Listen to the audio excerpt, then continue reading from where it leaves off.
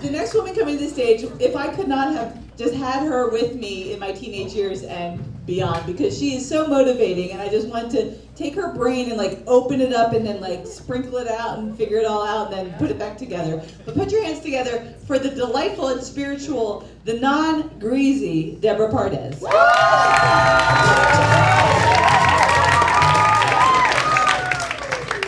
Oh God, you smell that? You smell that grease. I don't need to order it, I just need to smell it.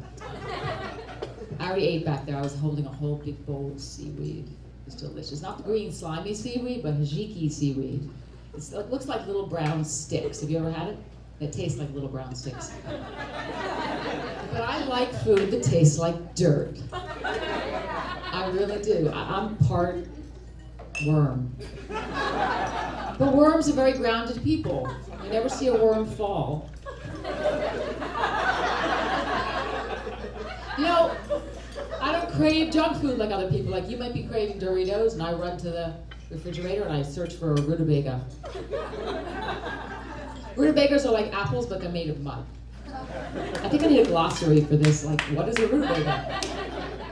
When I was a kid, my mom would pack me sardines for lunch, and I was psyched. I was happy. And I'd say, don't put it in a sandwich, put it in Tupperware. And I'd walk to school like it was my pet. And right outside on the steps of school, kids would be swapping things like, oh, who wants my bologna sandwich? Who wants my ring ding? I'm like, who wants my sardines? And no one would take them. I'm like, what about my Hamantaschen? Hamantaschen is a Jewish cookie. That's stupid to say because all cookies are Jewish, really. I think about food all the time. As I'm walking my dog, I'm laying in bed during sex. You get hungry during sex. Once, I get hungry during sex. Once I ate some delicious baked tofu off of a naked tummy. I think I caused second-degree burns, but I had a delicious vegan snack. I really did. And you know what? I'm not vegan, and I'm not even vegetarian. People think I'm vegetarian. I'm not vegetarian. I actually like little bits of meat here and there, but I want to know where it came from, what school it went to, and what kind of drugs it took. I prefer to bring out my own meat, but that relegates me just to dog. Shane Finnegan, man. My friends don't like to go out to dinner with me because I love to talk to the waiter and engage them and find out where the fuck the food came from. It's going in my body. I have a right to know the little things about food. Don't I? Really? I went to New Orleans with some friends. I met some friends from San Francisco. We met down in New Orleans. 5 of us sat around a table. And the waiter came up to the table and looked at me when he was telling us the specials. And my friends were like, oh, no, look at him. Saying like, you know, shrimp coconut beignets with mint jelly sauce, and chicken gumbo with buffalo and crocodile chips, and fried crawfish, and I'm like, I'm gonna be wild. I'm gonna have 2 orders of okra. Fried, not steamed. I couldn't even order the sweet potatoes. They were caramelized. Why do you caramelize sweet potatoes? They're already sweet. It's like putting ketchup on a tomato. It's redundant. And then the food comes though, that's the best part, because all my friends get these delicious, abundant meals, and I like pick from everyone's plate. It's awesome. Because when you pick from someone's plate, you don't get any calories or carcinogens or trans fats. It's true, you don't.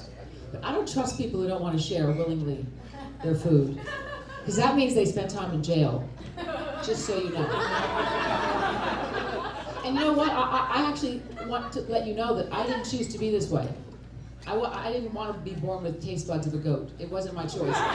In fact, people who are health freaks, I don't bond with them at all.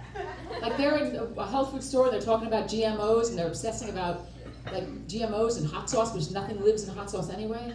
I was worried about GMOs when I was a kid, but that stood for grandma's odors back then. And I hate it when a friend comes to me and says, oh, I'm on a cleanse, can we have dinner? Like, no, now you want to bond with me when you can only eat grapefruits. Like, that's great.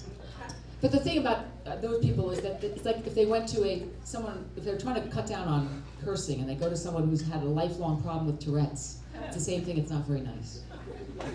Just for the record, I've been eating kale way longer than it's been hip, since it was garnish. Back in high school, I would go and pull the kale from out underneath the sloppy joes. And I'd put it on my plate, and the little cafeteria Nazi ladies would say, what are you doing eating the display? And it hasn't stopped since. Just last week, I went to see the Invitation Game with my friend Clinton, and I pulled out a bag of arugula, just for a snack. And he looked at me and says, "Why are you eating the lawn?" And I was like, just making fun of me. And don't get me started on quinoa, because I was eating quinoa when it tasted like sawdust. Now it's all pilaf-y and shit. I have a feeling that anything that tastes good is actually kind of bad for you. That's my theory. When I go to the airport, I can't find a thing to eat there. I mean, who can? But I see people like skipping around the food court, oh, so happy. They're going from McDonald's to Pizza Hut, and I have a theory that they think the plane is going to crash, and it's their last meal, so bring it on. They're like, give me a cheeseburger with bacon and whipped cream, yeah! And I'm like starving, but I try to bring my food to the airport. And I tell the guy at the TSA, it is more solid than liquid. But he takes it from me anyway, and I'm like, juicers aren't terrorists. We're just annoying. That's all I have for you. Bon appetit.